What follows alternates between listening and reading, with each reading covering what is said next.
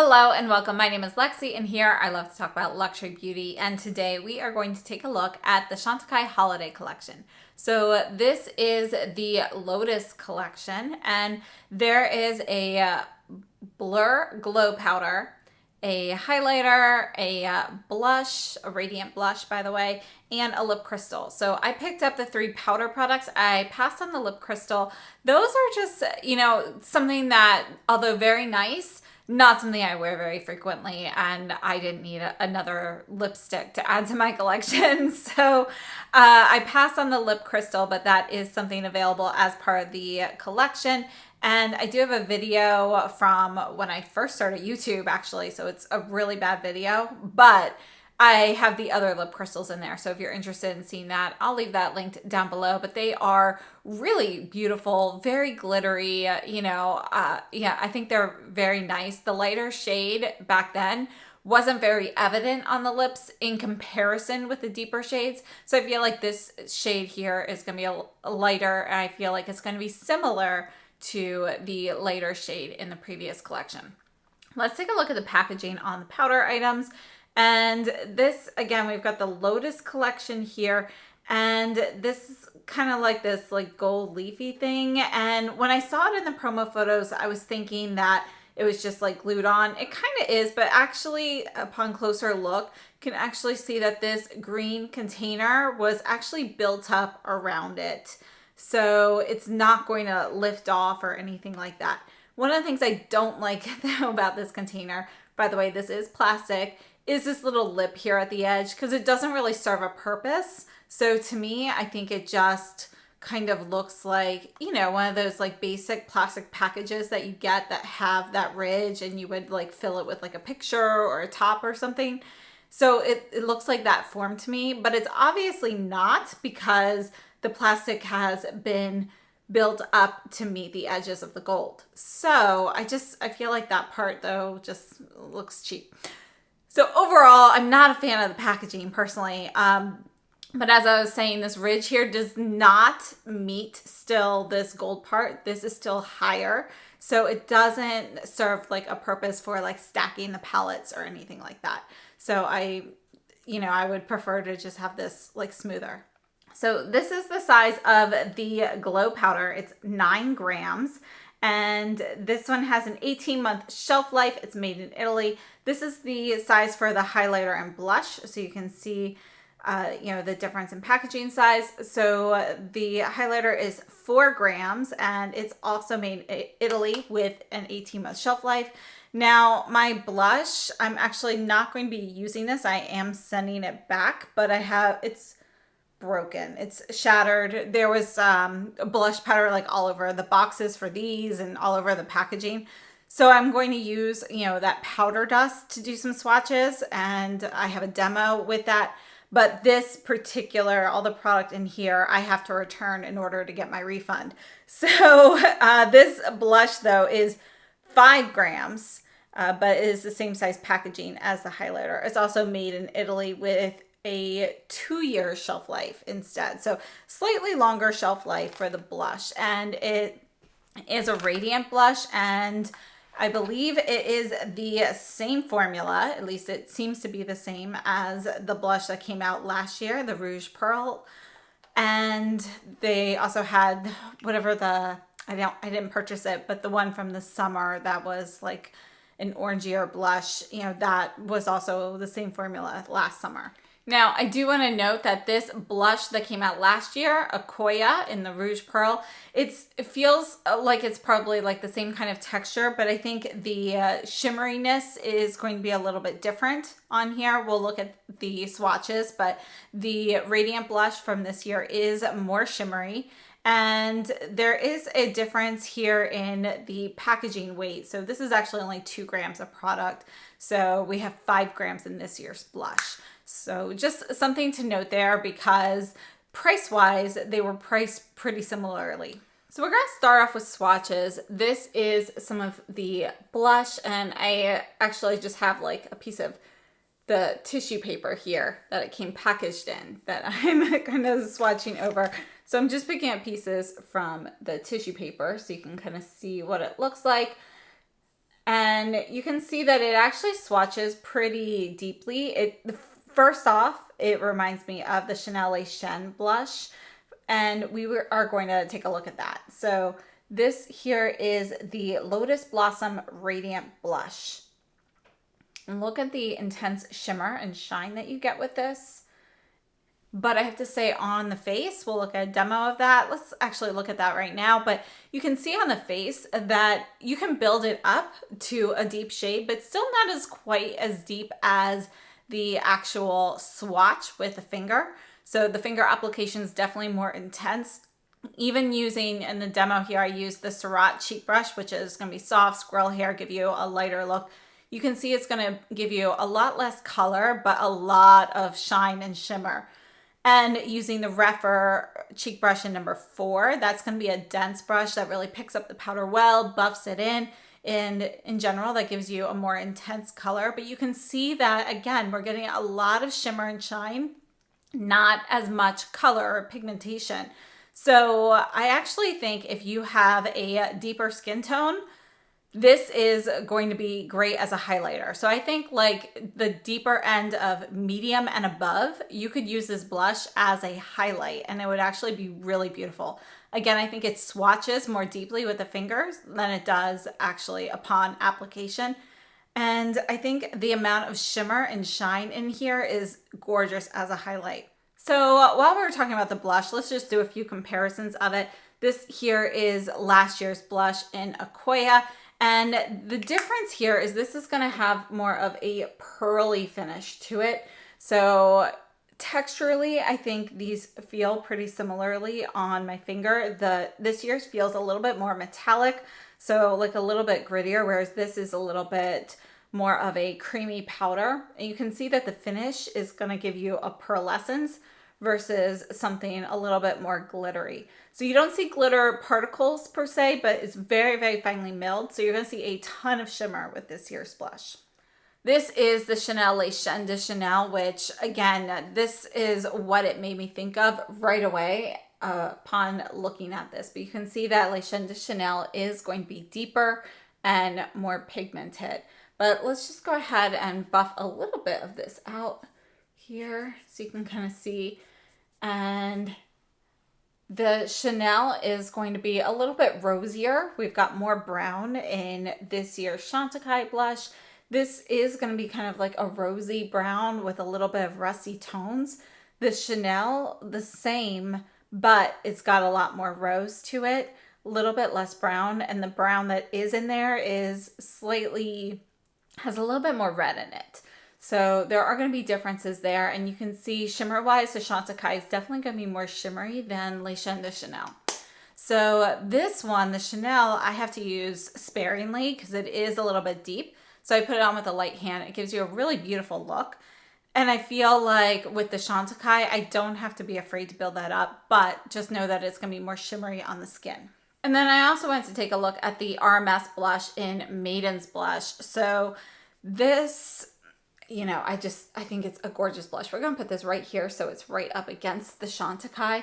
And you can see that this shade is going to be very similar to Les Chen de Chanel, but it's actually a little bit more brown. It's more of a cinnamon shade. It doesn't have as much rosiness as the Chanel does. And the Chanel's rosiness is actually going to be like a warm rose. So Maiden's Blush is actually slightly cooler, just a little touch of cinnamon to it.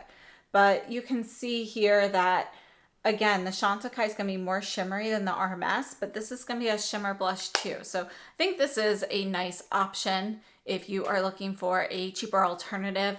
The color is pretty similar, but this is a little bit more pigmented on the cheeks. So again, I think the Chantecaille blush just works really well, you know, for lighter coloration and, you know, to really act as a highlighter even for certain skin tones. Now let's move on to the Lotus Perfect Blur Glow Powder. So the Perfect Blur Powder is something that Chantecaille has had in their collection for a few years now. And we're going to go ahead, we're going to put this right up here so you can really see that. You can see a little bit of a sheen to that. And I did have the original Perfect Blur. They now have a deeper shade as well. But unfortunately, when I was doing a clean out this summer, I did pass it on to a friend because I just never used it because it's a little bit too dark and like it's like a peachy yellow. This is definitely a lighter shade. This is more of an ivory with a very soft touch of gold in it. So this is definitely much more suitable to my complexion, but you can see that you are going to get some radiance with this blush, whereas with the regular Perfect Blur, you do not. So let's take a look at the demos while we're talking here. And in these demos, I use this powder as a setting powder right on top of my foundation, which by the way is the Chantecaille Future Skin in the jar. And so I used it as a setting powder. The right side of my face, I used the Chantecaille Master Face Brush. This is one of my favorite brushes for pressed powders because it works, it's kind of like a combination of a buffing brush because it has like an increased density, but it's also still sort of a fluffy brush. So you're getting kind of in between type application. So I used that on the right, and on the left, I used a buffing brush. This is the Sonia G Face One, now known as the Buffer Pro. So I used that to really buff that powder in, and you can see the effect. I feel like with using it as setting powder, it works fine as setting powder. Absolutely no issues, but it's not really, I really feel like this powder is ideal more for a finishing powder. So you can see after I've applied the blush and the highlight and so forth, I did go back in and I used this as a finishing powder on top of everything. Again, using the Master Face on the right and the Face One on the left. And you can really see, I mean, part of it is you're smearing a little bit of the highlighter and the blush here as well, but I did try to kind of keep those sections isolated. But you can see a little bit more intense glow, and I just think it gives you this soft, more like candlelight reflect on your skin. Now, this is going to be a light powder though, so it's not going to work as well for deeper complexions. So if you have the Perfect Blur powder or you've tried it and you found it to be too dark, this shade is going to be good for you. But if the other powders are too light, I think this is going to work up through medium skin tones. Once you get into the deeper mediums even, this might end up just being a little bit too light. So I think it's a really beautiful product, but I don't think it's going to work for everyone. Now with the Perfect Blur powders in general, I think they work great. Like I always liked to use a little bit under the eye for setting like concealer, or even just, you know, the Perfect Blur powder had like yellowness to it. So it did kind of work a little bit as a corrector as well. And it gave you more of this blurred effect on your skin. You do have a bit of a blurred effect with this as well. I feel like, and again, this is from my memory now, but I do feel like the original had just a little bit more blur to it. And I could be wrong on that, but I did want to share that. This is going to be more like very subdued meteorites on the skin. It's not going to have as much of a glow or as much of that pearly finish as you would get buffing Guerlain meteorites into your skin, but it's definitely going to give you a very subtle glow. So for comparisons, the closest thing I have to it is actually the Chantecaille Cle de Peau powder. Formula-wise, these are very different. The Blur Glow powder is going to be very firm in the pan. You really do kind of need like a stiffer, more dense brush to really kind of pick this up, or you could use like a powder puff or something like that. But you know, it's going to be firmer in the pan. The Cle de, however, is like this really like creamy velvety powder. It's like one of my all-time favorite powders like ever, and I wish they would make this again. But this is going to be closest in color.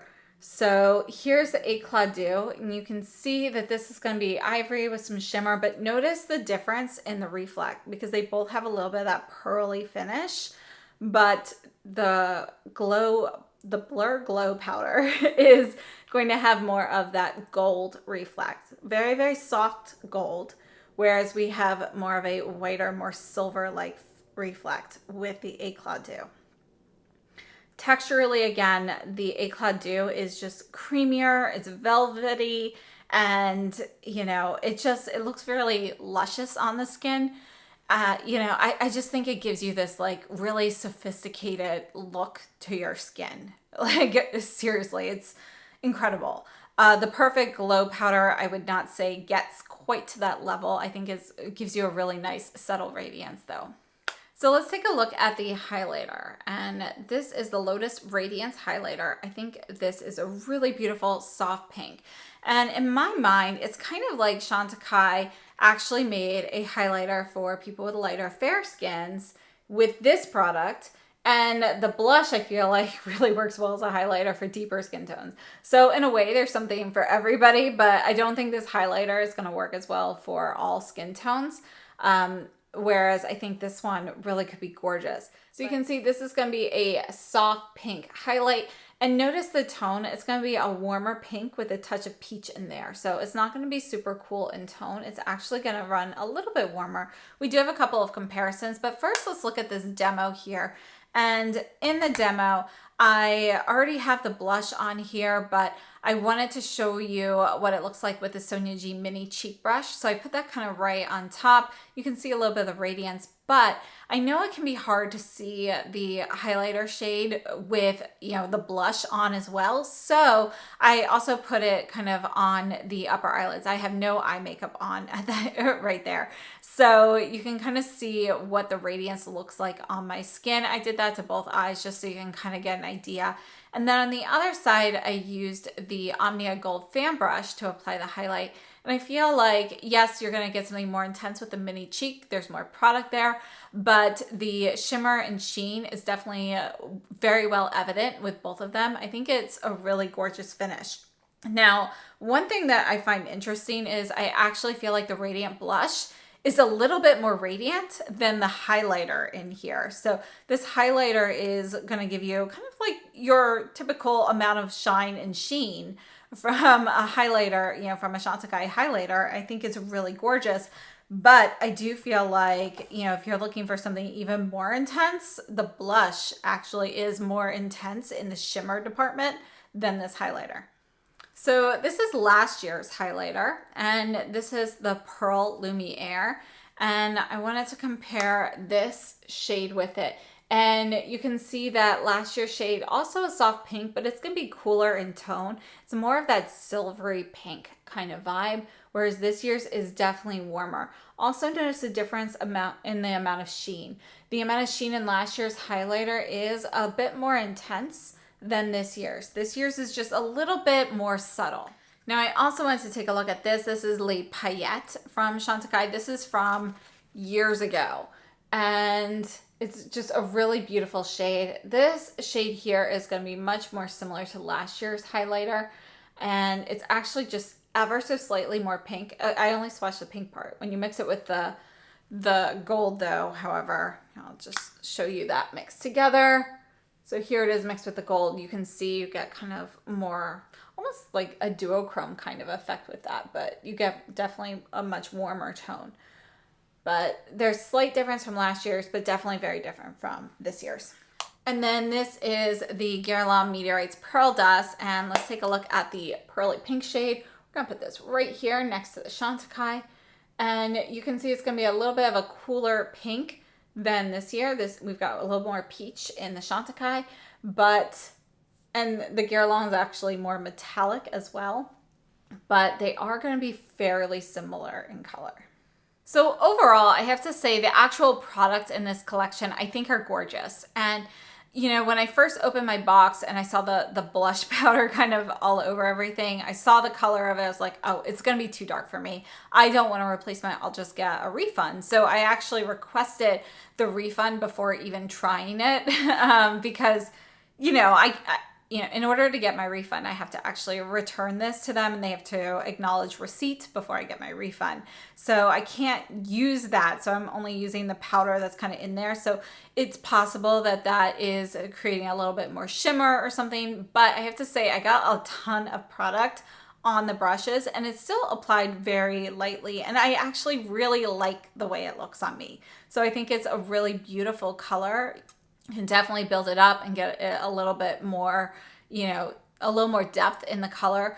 The sheen is more than I typically prefer in a blush, but I think it's great as a highlighter. So, even at my skin tone, I could use this blush as a highlighter if I go in with a light hand. I kind of really like it.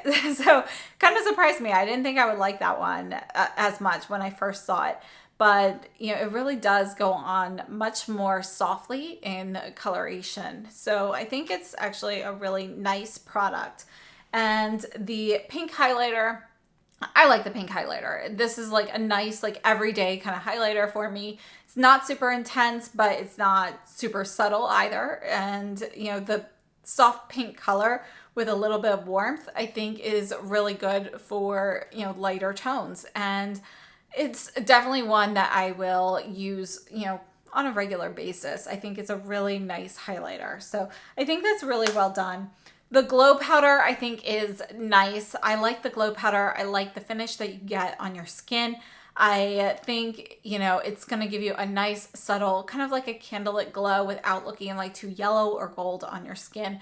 But I do think that it would have been nice if they had a couple color options in this. You know, you don't have to necessarily cover every skin tone, but be nice to get like a couple options, you know. But regardless, I do think that whether it was on purpose or not, there's kind of something that suits every skin tone, and not every product's going to work for everybody in this collection. So overall, I think they did a nice job with the actual products inside. I personally really do not like the packaging.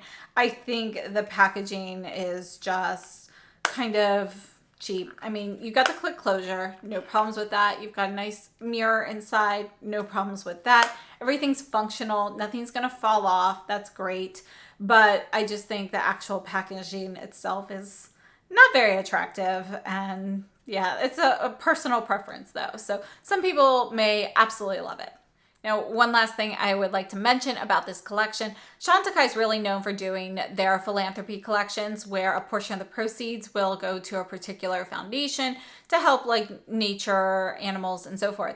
But I don't see anything about this collection associated with any philanthropic efforts. So as far as I know, this is not going to be something where a portion of the proceeds is going to benefit anything in the environment.